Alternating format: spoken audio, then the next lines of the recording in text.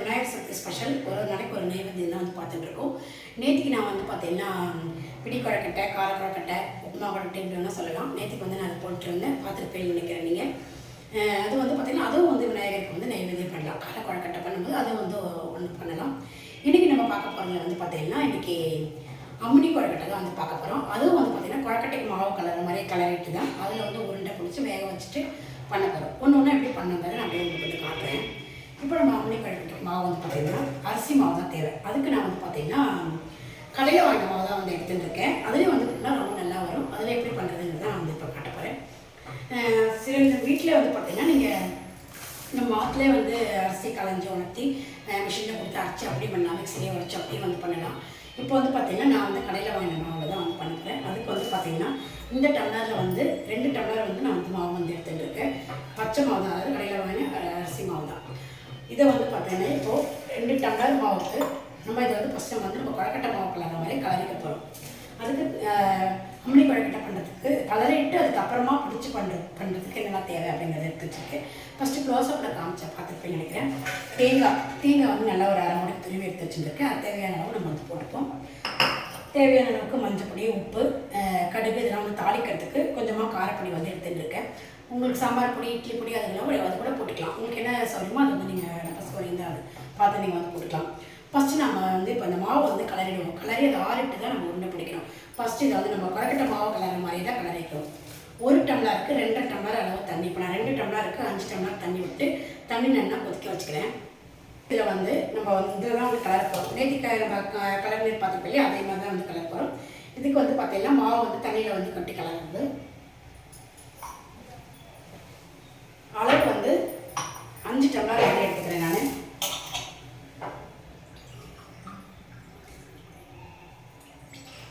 ஒன்று, 2, 3, 4. ஒரு மாவு வந்து ஒரு மாதிரி தண்ணி வந்து எடுக்கும். பார்த்துட்டு நீங்கள் அளவாக பக்கத்தில் தண்ணி வந்து பக்கத்தில் வந்து வச்சுக்கோங்க, வெந்நீர் இருக்கும். இப்போ நான் வந்து ஒரு கொஞ்சமாக ஒரு டம்ளர் வந்து வெந்நீர் வந்து இது சூடாக்கி வச்சுருக்கேன். அப்படி நம்ம வேணும்னா சப்போஸ் வேணா விட்டுக்கலாம். இந்த இதுவே வந்து நமக்கு கரெக்டாக இருக்கும். பக்கத்தில் எதுக்கும் வெந்நீர் வச்சுக்கிறது நல்லது. அப்படி நம்ம வேணும்னா வந்து கலந்துக்கலாம், விட்டுட்டு நம்ம கலரிக்கலாம் மாவை. இப்போ இதில் வந்து பார்த்திங்கன்னா இதில் வந்து கொஞ்சமாக உப்பு, மேல் மாவுக்கு கொஞ்சம் உப்பு போட்டுக்கணும் இல்லையா. உப்பு கொஞ்சம் எண்ணெய் நல்லெண்ணையும் வந்து விட்டுக்கணும். நல்லா கொதிச்சதுக்கு அப்புறமா கலரணும். நல்லா கொதிக்கட்டும். நான் உப்பு எண்ணெய் வந்து உங்களுக்கு விடும்போது காட்டுறேன். உங்களுக்கு தண்ணி நல்லா கொதிக்கட்டும், பார்க்கலாம். இப்போ தண்ணி வந்து கொஞ்சம் கொதிச்சுட்டு இருக்கு, இன்னும் நல்லா கொதிக்கணும். அதுக்குள்ளே நம்ம வந்து பார்த்திங்கன்னா எண்ணெய் விட்டுக்குவோம். எண்ணெய் நல்லா ஒரு 2 ஸ்பூன் 2-3 ஸ்பூனுக்கு வந்து விட்டுக்கிறேன். நல்லெண்ணெய் தான் விடணும். நல்லெண்ணெய் வந்து விட்டுக்கிறேன் நான்.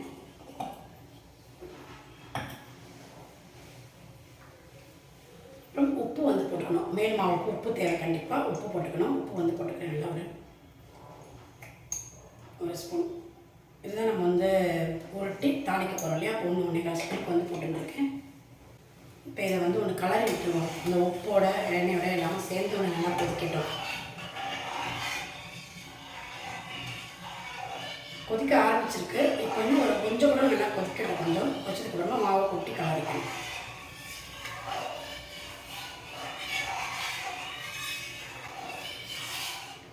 மாவு வந்து பார்த்திங்கன்னா ஈர அரிசிக்கு ஒரு மாதிரி தண்ணி வந்து இழுக்கும். கடையில் வாங்குகிற மாவு வரட்டை அரிசிக்கு ஒரு மாதிரி இழுக்கும். ஒரு மாவு ஒரு மாதிரி தண்ணி வந்து இழுக்கும். கரெக்டாக நம்ம வந்து வைக்க முடியாது. அதனால நான் தான் சொல்கிறேன், பக்கத்தில் வந்து ஒரு கொஞ்சம் பத்தில் வெந்நீர் வந்து வச்சுக்கோங்க, தப்பு கிடையாது. வேணும்போது நம்ம வந்து விட்டுக்கலாம்.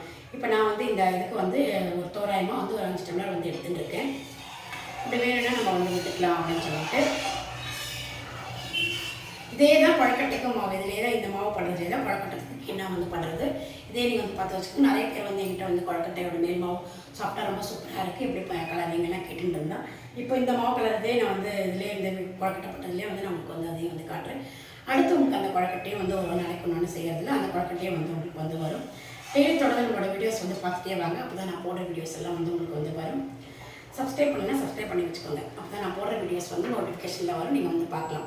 குழக்கட்டை வந்து ரொம்ப சாஃப்டாக அப்படி சூப்பராக வந்து வருங்கிறது நான் அடுத்த வீடியோவில் வந்து உங்களுக்கு வந்து காட்டுறேன். இப்போ இதை வந்து நல்லா வந்து கொச்சிட்டு இல்லையா. இப்போ இதில் வந்து இப்போ இந்த மாவை வந்து கொட்டி கலரிப்போம். இப்போ வந்து சிம்மில் ஆக்கிக்கலாம். சிம்மில் ஆக்கிட்டு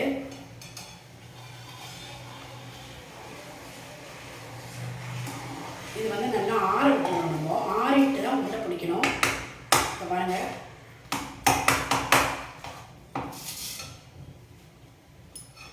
நல்லா பிடிச்சிட்டு நல்லா இழுத்து நல்லா கலரிப்போம். இந்த தண்ணியை நமக்கு இதுக்கு வந்து கரெக்டாக இருக்குது.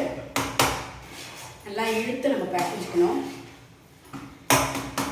கட்டிலாம் இல்லாததுக்கு இந்த வெள்ளை வெள்ளையாக தான் இருக்கும், அதெல்லாம் மாவுலாம் இல்லாததுக்கு நல்லா கலந்துட்டே இருக்கணும் விடாதுக்கு. இந்த நேரத்தில் உங்களுக்கு அப்படி தண்ணி சப்போஸ் வேணும்னு தோணித்துன்னா பார்த்தாலே உங்களுக்கு தெரியும் லூஸாக இருக்கா டைட்டாக இருக்கா, மாவு வந்து நல்லா அந்த வெள்ளையாக உள்ளதெல்லாம் சேர்ந்து கலர முடியணும் அப்படிங்கிறது உங்களுக்கு பார்க்கும்போதே தெரியும். அப்படி பார்க்கறது வேணும்னா நீங்கள் அந்த வெண்ணெய் பக்கத்தில் வச்சு விட்டு விட்டுக்கலாம். ஏன்னா ரொம்ப ஜாஸ்தியாக எடுத்துன்னா உங்களுக்கு வந்து குழக்கட்டை வந்து உண்டை வந்து கிண்ணம் பண்ணுறதுக்கு வராது போயிடும் இல்லையா, அதனால தான் சொல்கிறது. அளவாக வந்து தண்ணி வந்து விட்டுக்கோங்க. 1க்கு 2 டம்ளர் அளவு தண்ணி கரெக்டாக வச்சுக்கோங்க, கரெக்டாக இருக்கும். நான் 5 டம்ளர் விட்டேன், கரெக்டாக இருக்குது எனக்கு. எதுக்கு நம்ம பக்கத்தில் தண்ணி வச்சுக்கிறோம் அப்படின்னா ஒரு மாவு ஒரு மாதிரி தண்ணி வந்து இழுக்கும். இப்போ இதை வந்து நம்ம ஆறிட்டு இதை ஆஃப் பண்ணிடுறேன். ஆஃப் பண்ணியாச்சு. இதே தான் உங்களுக்கு அந்த குழக்கட்டை மாவும் அந்த கலரில் பண்ணும். இதை நல்லா இழுத்து ஒரு தடவை கலரிடுவோம். கலரிட்டு அதுக்கப்புறமா நம்ம ஆறிட்டு கையால் ரொட்டி வந்து போட்டுக்க போகிறோம்.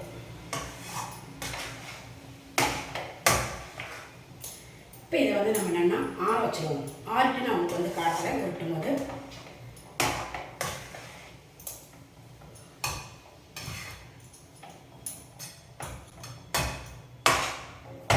கொஞ்சம் கட்டி கட்டியாக தான் இருக்கும். நல்லா இழுத்து இந்த கலரிட்டேன்னா சரியாக இருக்கும். இந்த ஸ்டேஜில் உங்களுக்கு தண்ணி வேணும், உங்களுக்கு இதை போகிற தண்ணி அப்படி தோணிச்சுன்னா நீங்கள் வந்து தண்ணி வந்து விட்டுக்கோங்க. அப்படியெல்லாம் தண்ணி விட வேண்டாம். அப்புறமா ரொம்ப ஜாஸ்தியானாலும் கிண்ணம் பிடிக்கிறதுக்கு வராது, விண்டு போயிடும். இப்போ இந்த அளவு கரெக்டாக இருக்குது எனக்கு. நான் அதுக்கு மேலே தண்ணி விடவே இல்லை. நான் வச்சுருக்கேன், பக்கத்தில் தண்ணி வந்து வச்சுருந்தேன். இப்படி வேணும்னா நம்ம விட்டுக்கலாம்னு சொல்லிட்டு இந்த தண்ணி அளவு வந்து கரெக்டாக இருக்குது.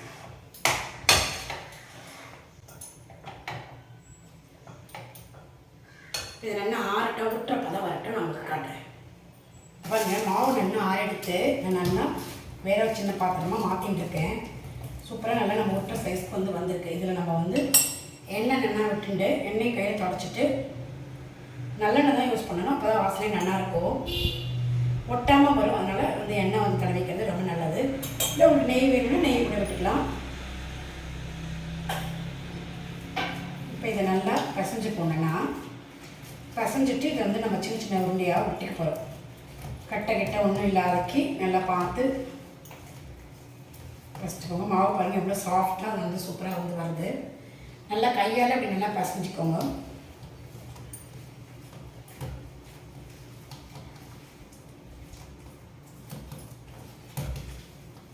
ஃபஸ்ட்டு பிசைஞ்சு விடுவோம். நல்லா ஆற விட்டுட்டு பண்ணணும். நான் வந்து உங்களுக்கு காட்டுறதுக்காக வேகமாக வந்து நான் வந்து எடுத்துருக்கேன். கொஞ்சம் ஓரளவுக்கு உருட்டளவு காஞ்சிருக்கு. மாவு வந்து பார்த்தீங்கன்னா நல்லா அப்படி கட்டெல்லாம் இல்லாதக்கு நல்லா அப்படி பிசைஞ்சு விடுங்க. கையால் நல்லா பிசைஞ்சால் தான் வந்து உங்களுக்கு நல்லா மாவு கட்டெல்லாம் இல்லாதக்கு நல்லா வரும். நான் வந்து பார்த்தீங்கன்னா இந்த இட்லி தட்டு தான் வந்து எடுத்துட்டேன். எடுத்து வச்சு இல்லையா, அதே மாதிரி தட்டு தான். இதுதான் நம்ம விட்டு போட்டுக்க போகிறோம். கொஞ்சமாக மாவு எடுத்துருவோம்.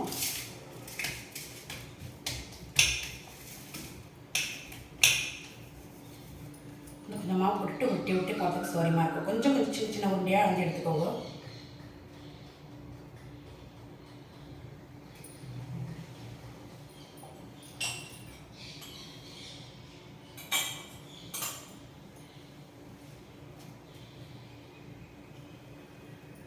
அப்படியே ஒரு உருண்டையாக நம்ம சீடைக்கெல்லாம் விட்டுற மாதிரி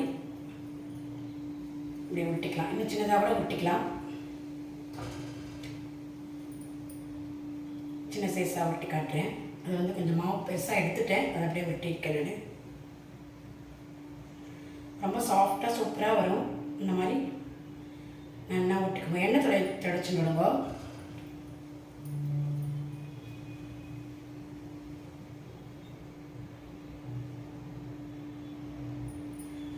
இந்த மாதிரி எல்லா உருண்டையும் நம்ம உருட்டிக்கலாம். மாவு எல்லாமே உருட்டிட்டு ஆவியில் வந்து வேக வச்சுக்க போகிறோம்.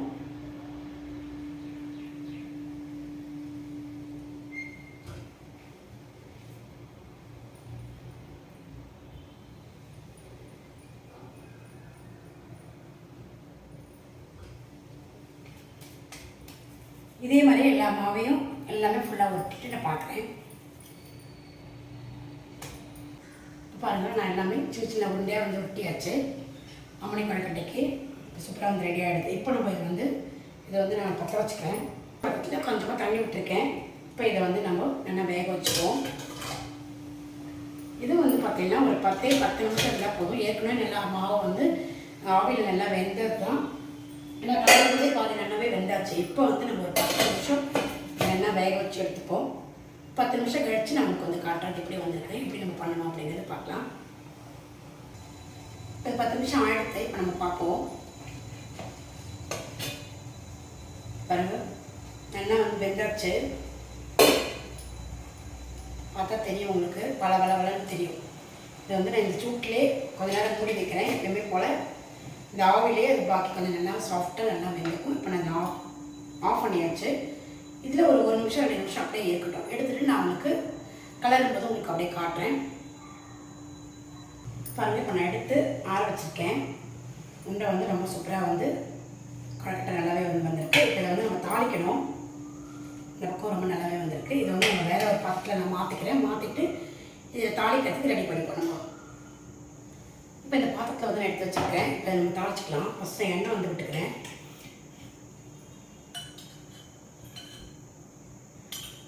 எண்ணெய் நல்லெண்ணெயே வந்து விட்டுக்கோங்க, நல்லா இருக்கும் வாசனையாக. நல்லா ஒரு 4 ஸ்பூனுக்கு வந்து விட்டுக்கிறேன்.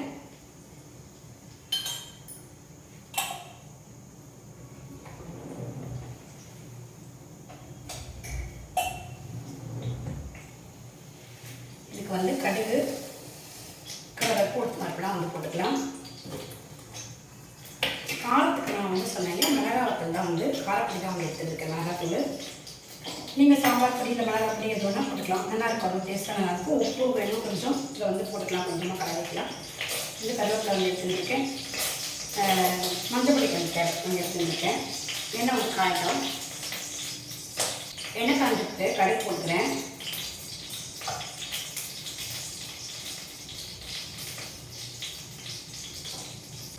கடுகு வந்து வெடிச்சுட்டு இருக்கு. இப்போ வந்து நம்ம பருப்பு சேர்த்துப்போம். முட்டை பருப்பு சேர்த்துக்கிறேன். அடுத்து கடலை பருப்பு சேர்த்துக்கிறேன்.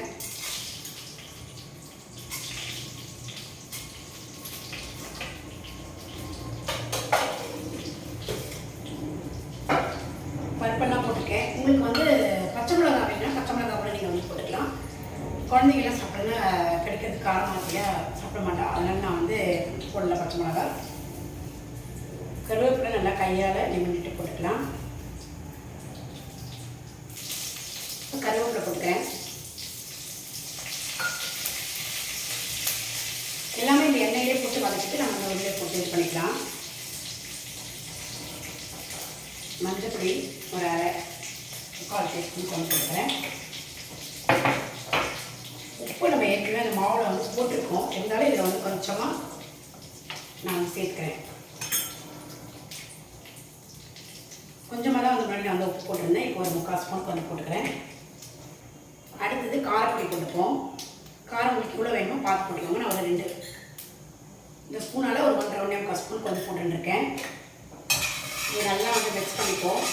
இந்த எண்ணெயை நல்லா மிளகாத்தூள், எண்ணெய் மஞ்சத்தூள், உப்பு, பெருங்காயம் வந்து போட்டுக்கிறேன். பெருங்காயம் வந்து போடணும், அப்போ தான் நல்லாயிருக்கும் வாசனையாக கொஞ்சம். அதையும் போட்டு நல்லா வந்து கலரி விட்டுக்கிறேன். இப்போ நம்ம இந்த உருண்டைகளை வந்து போட்டுப்போம். கொஞ்சம் மஞ்சமாக போட்டுட்டு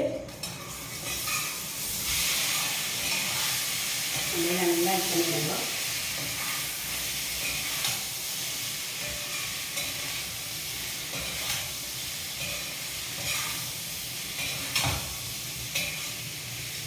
நான் நல்லா கொஞ்சம் பெருசாகவே ஊற்றிருக்கேன். சின்னதாக வேணாலும் சின்னதாகவும் வந்து ஊற்றிக்கலாம். எல்லாமே சேர்த்து கலக்கி இப்போ வந்து அடுப்பை வந்து ஆஃப் பண்ணிடலாம். இப்போ தேங்காய் வந்து உங்களுக்கு எவ்வளோ வேணுமோ அவ்வளோ வந்து போட்டுக்கலாம். 4 ஸ்பூனுக்கு தேங்காய் வந்து போட்டுக்கிறேன்.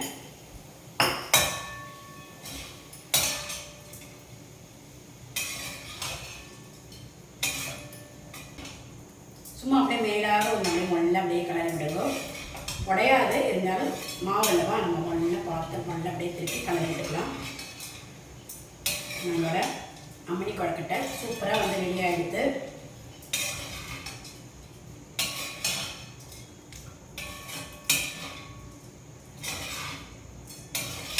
பாருங்கள், நம்மளோட அம்மணி கொழுக்கட்டை சூப்பராக வந்து ரெடியாக இருக்குது. நீங்களும் வந்து இந்த விநாயகர் சதுர்த்திக்கு சுவாமிக்கு வந்து நைவேத்தியம் பண்ணலாம். அந்த மாதிரி கூட பண்ணிவிட்டு அதே சமயம் நம்ம கொழக்கட்டைலாம் பண்ணுறது மாவு மிச்சமாகிடுச்சுன்னா அந்த பாக்கி மாவில் கூட இது மாதிரி தான் ஒட்டிட்டு வந்து போட்டு பண்ணுவோம். ரொம்பவுமே சூப்பராக இருக்கும். நீங்களும் வந்து ட்ரை பண்ணி பாருங்கள். ட்ரை பண்ணி பார்த்துட்டு எப்படி இருக்குன்னு எனக்கு லைக்கும் கமெண்ட்ஸ் பண்ணுங்கள். நம்ம இனி அடுத்த வீடியோவில் வேற ஒரு ரெசிபியோட பார்க்கலாம். விநாயகர் சதுர்த்தி வேற ஒரு பிரசாதத்தோட நாளைக்கு பார்ப்போம். தேங்க்யூ.